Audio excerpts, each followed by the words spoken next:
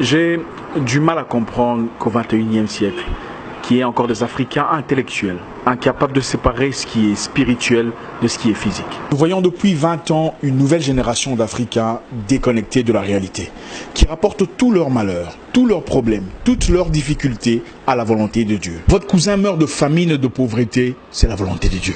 Vous faites 5 ans de chômage, sans argent, sans caleçon, c'est la volonté de Dieu. Votre neveu se noie dans la Méditerranée en quête d'une vie meilleure en Europe, c'est la volonté de Dieu. Mais finalement, c'est quoi la volonté de l'homme? La volonté de Dieu, c'est toujours dans le mal. Non, ce n'est pas la volonté de Dieu.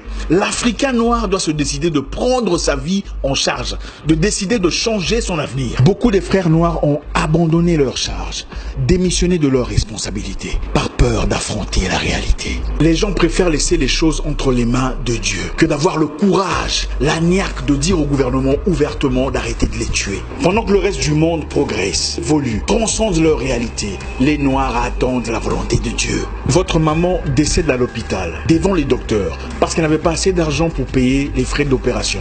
Vous dites que c'est la volonté de Dieu. Vous ouvrez dans votre pays une entreprise de vente d'allumettes. 2 jours plus tard, des militaires débarquent pour saisir votre stock. Quelque temps plus tard, vous découvrez que c'est un Libanais en effet qui a tout manigancé pour garder le monopole de vente d'allumettes dans votre pays. Et vous dites que c'est la volonté de Dieu. Mais attendez, finalement, c'est quoi la volonté de Dieu? La volonté de Dieu, c'est toujours dans le mal. Donc tout, c'est la volonté de Dieu. Et les enfants qui se font violer par des militaires et des rebelles dans l'est du pays là-bas, c'est aussi la volonté de Dieu. Je refuse de croire que Dieu, dans toute sa bonté, ait créé des enfants pour se faire violer à 2 ans, 4 ans, 7 ans.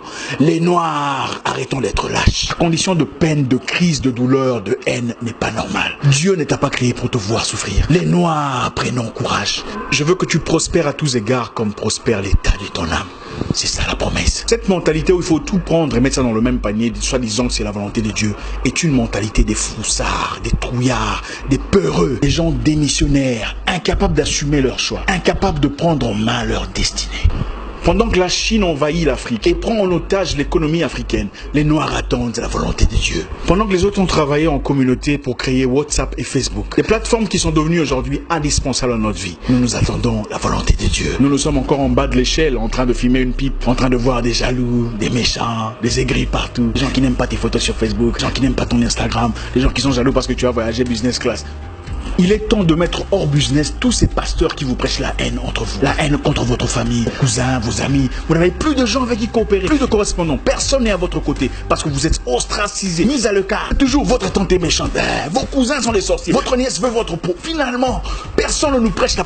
Qui sera la monstre de l'Afrique aujourd'hui pour nous prêcher la positivité, le courage, la bravoure? Qui sera celui-là qui se lèvera comme dans le temps pour guider le peuple contre ses ennemis? On viole votre mère, vous laissez ça entre les mains de Dieu. On tabasse ton père, c'est la volonté de Dieu. Finalement, vous servez à quoi? Dieu nous a-t-il créés seulement pour souffrir, nous agenouiller chaque jour et pleurer notre peine? Ah papa, s'il te plaît, il n'y a pas d'achat, il n'y a pas à manger, les enfants sont malades. Non, ce n'est pas intéressant. Depuis 20 ans, vous priez pour les mêmes problèmes, les mêmes difficultés, les mêmes manques d'argent, les mêmes difficultés de santé, les mêmes problèmes socio-économiques. Ce n'est pas intéressant. Vous passez des nuits et des nuits à lier les mêmes démons, les mêmes sorciers, les mêmes charlatans, les mêmes esprits de vagabondage, les mêmes esprits de Nabucodonosor. L'Africain doit se battre. Il doit apprendre à se battre et prendre charge de son destin. Dieu descend-il du ciel pour laver vos aisselles? Dieu descend-il du ciel pour brosser vos dents les matins? Pourquoi est-ce sa responsabilité de prendre charge de vos choix, de votre pays, de votre nation, de votre situation, de votre communauté? Eh frère, Dieu ne descendra pas du ciel pour écrire ton CV à ta place. Il ne viendra pas finir la corruption, la jalousie, le désordre chez beaucoup des Noirs. C'est notre responsabilité. Je vais vous parler d'un pays très intéressant. Pendant un temps, en Islande, les banquiers avaient foutu la merde dans l'économie. Ils avaient manipulé la finance, paupérisé la nation, pillé le peuple. Dans une série de blanchiments d'argent, les banquiers avaient accumulé au nom de l'Islande une dette de 50 milliards de dollars. Une situation qui manifestement avait déstabilisé l'avenir du peuple. Qu'est-ce que les Islandais ont fait? Ils sont allés dans les rues. Ils ont jeté en prison les banquiers pour 75 années de prison et annulé la dette. Ils ont pris charge de leur destinée. Pendant ce temps, les Noirs attendent la volonté de Dieu. Et si je vous disais que nous ne sommes pas les seuls à avoir été colonisés? Le Singapour, la Malaisie et la Chine qui a été bombardée par le Japon. La Malaisie a eu son indépendance en 1947. Où sont-ils aujourd'hui?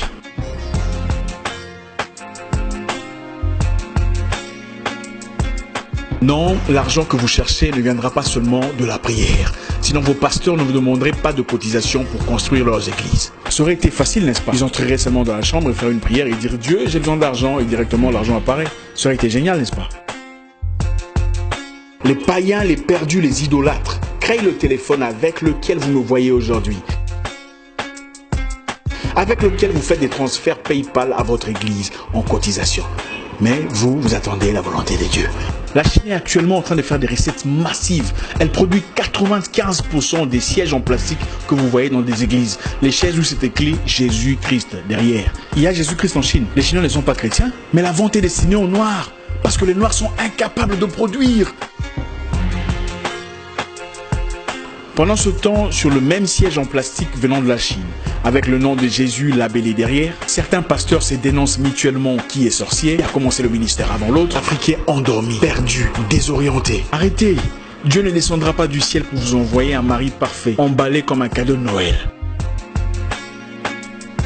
Il vous a déjà donné l'intelligence, la sagesse, de savoir choisir, de savoir percevoir, de voir entre les lignes. Vous sortez avec 17 personnes différentes et aucune de ces relations ne marche. Et puis vous dites que c'est Dieu qui n'a pas voulu. C'est faux, c'est vous qui êtes légère. Dieu a aussi interdit les flirts, les activités sexuelles avant le mariage. Ça n'était pas la volonté de Dieu. Arrêtons de vivre dans l'hypocrisie. Prenons charge de nos vies. Prenons charge de notre avenir. Finalement, personne ne nous prêche la... Qui sera la mousse de l'Afrique aujourd'hui pour nous prêcher la positivité, le courage, la bravoure? Qui sera celui-là qui se lèvera? Vous passez des nuits et des nuits à lier des mêmes démons, les mêmes sorciers, les mêmes charlatans, les mêmes esprits de vagabondage, les mêmes esprits de Nabucodonosor. L'Africain doit se battre. Priez pour le salut de votre âme, mais soyons assez braves pour faire face à la réalité.